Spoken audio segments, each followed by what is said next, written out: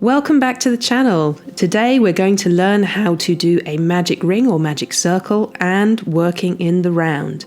So let's get started. Here I have my yarn. I am pinching it between my fourth finger and thumb. Bring it up and over your three fingers at the back of your hand and over again to form an X. Now we're going to pick up our crochet hook, come under that first piece of yarn and pull the back part through. Twist it around clockwise and then pull through your yarn tail.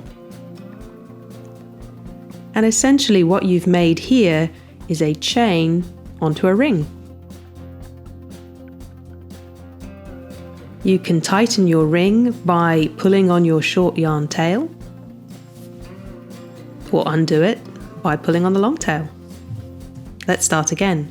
So pinching between your fourth finger and thumb, bring your yarn up and over the back of your hand, bring it up and round again and cross it over to form an X, and I pinch with my little finger there. Bring your hook and insert it under your yarn, pull a loop through, twist your hook around clockwise, grab your yarn tail and pull it through. And there you have the start of your magic ring.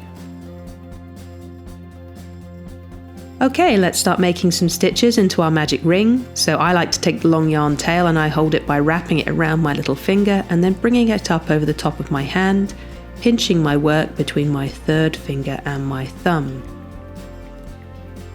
We're going to make some single crochets now, so insert the hook through the ring. Grab your yarn. I'm doing this in a X-stitch fashion. I'm making a single crochet there. You can do this in a V-stitch fashion with a yarn over if that's what you prefer. So hook goes through the ring, pull a loop through. So 2 loops on your hook, yarn over and pull through both loops. And you can see we are forming stitches around that ring there.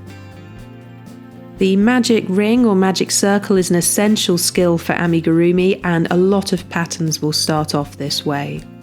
It's normally worked in multiples of 6 or 8 commonly, however can really be worked with any number of stitches that you want, as long as there's enough to form a circle.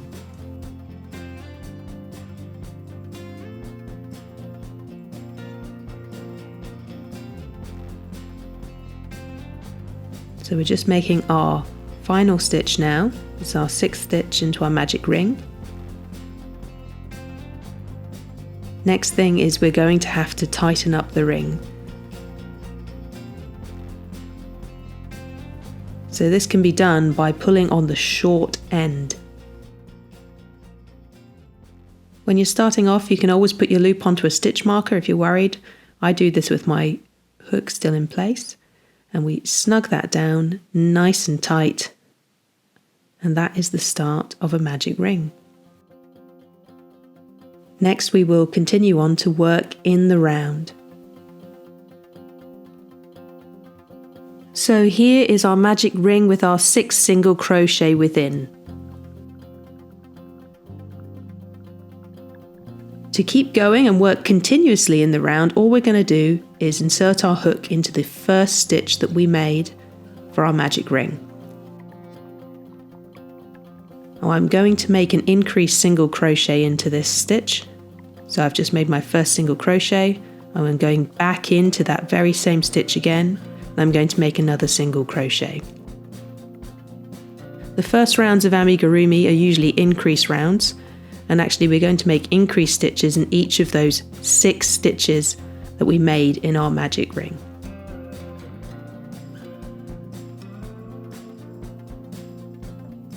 With the yarn tail that you have, I'm just leaving it loose for purposes of this tutorial.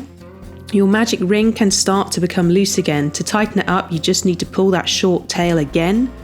That will either need to be woven in when you finish, or what I usually tend to do is actually I will tighten it and then I'll crochet over it as I go.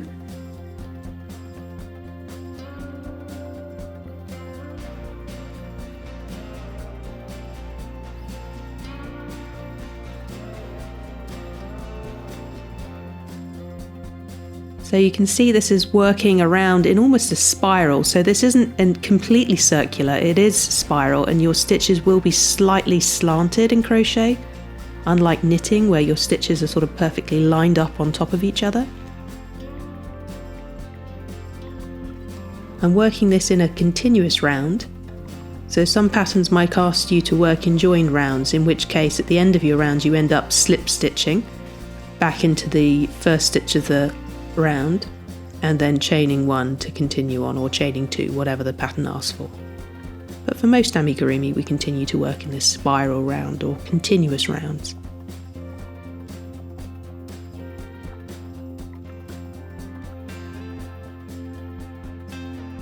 And simple as that.